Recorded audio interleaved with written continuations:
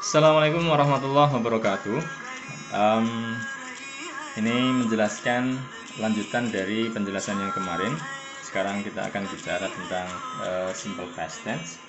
Oke, pertama-tama kita pelajari kapan kita menggunakan simple past tense. Ini ingat ya, pokoknya selalu diingat bahwa apa yang saya sampaikan di sini itu bahasa-bahasa dari saya sendiri, bukan sebuah ketetapan, sehingga jangan disamakan dengan penjelasan-penjelasan dari sumber lain misalnya.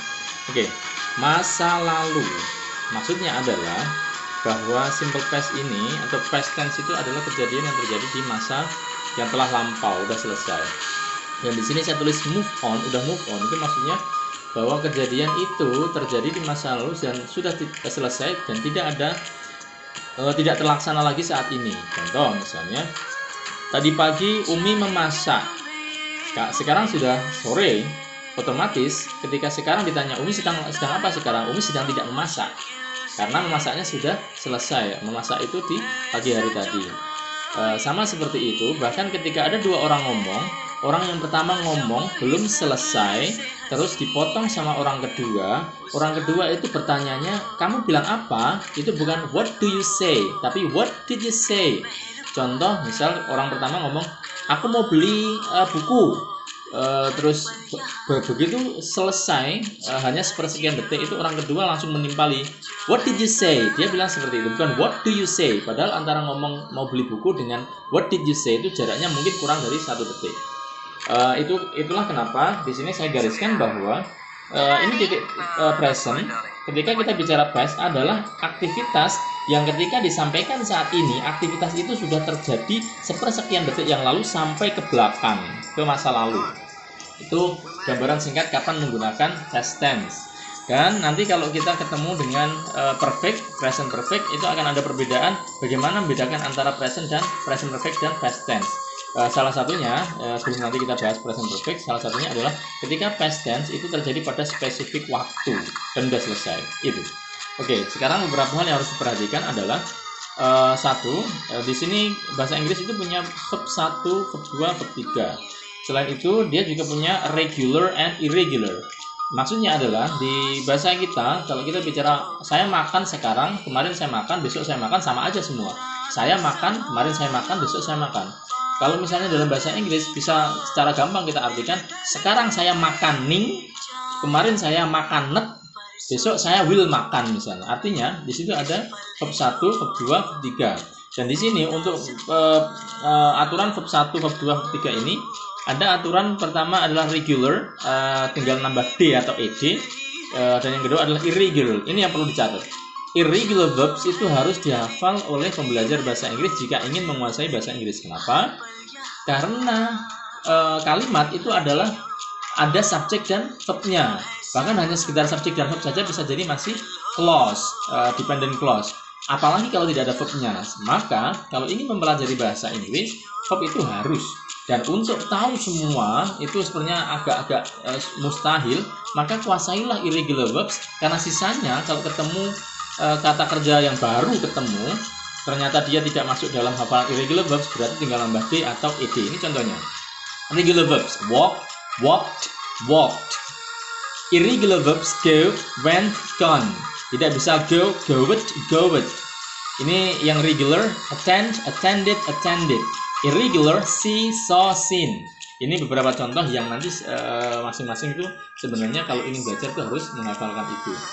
Terus kemudian sekarang kita bicara, ini beberapa ciri-ciri yang biasanya akan didapati ketika mempelajari past tense. Misalnya last diikuti oleh waktu yang lain, week, month, year misalnya. Terus kemudian yesterday, kemarin.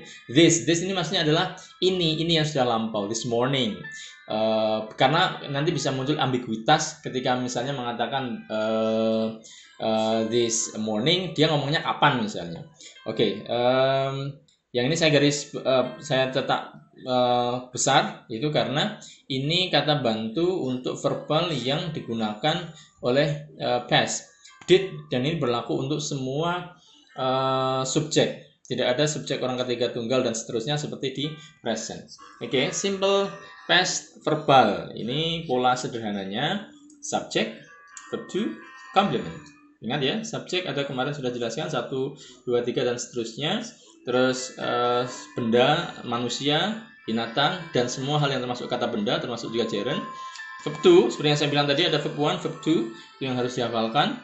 Terus complement, adjective, adverb ataupun objek dan yang lain.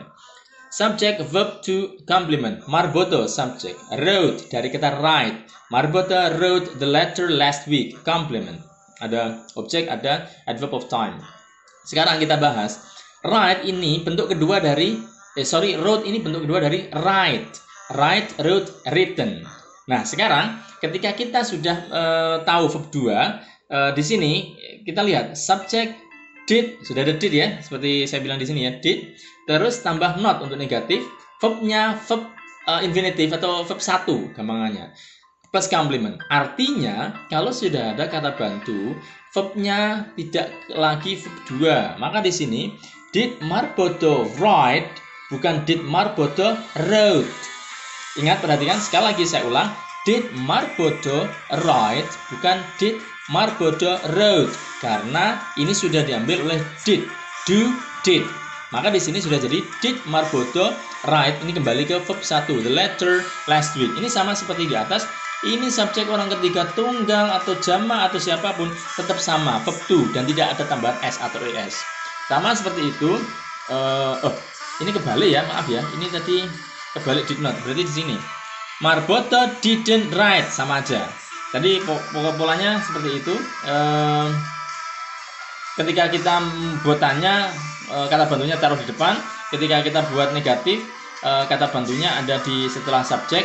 Dan kata bantu ini menghilangkan aturan verb 2 karena dia sendiri adalah bentuk kedua dari do. Oke, ini sudah berarti kita anggap negatif sama tanda pertanyaannya sudah, interrogatifnya sudah. Sekarang WH question. Bagaimana menyusunnya? WH question, taruh di kata bantunya subject verb 1 complement. Contoh ini, why did Marboto write the letter?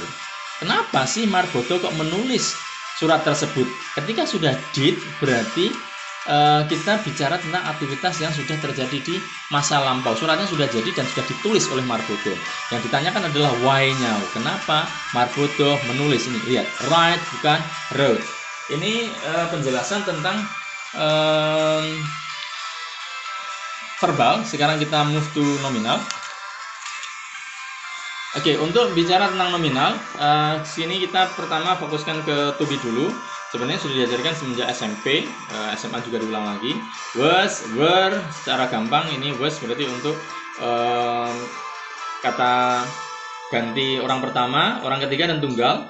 Terus kemudian we, you, they itu untuk were. They ini orang ketiga tapi jamak, you bisa jamak bisa tunggal, we orang pertama dan jamak. Ini diperhatikan karena ini yang akan digunakan untuk to be pada past tense. Oke. Plus Marboto was at campus yesterday. Subject to be complement. Ingat to be-nya bentuk kedua, was, were. Kemarin kita bicara is, am, are dan seterusnya. Sekarang kita bicara was, were.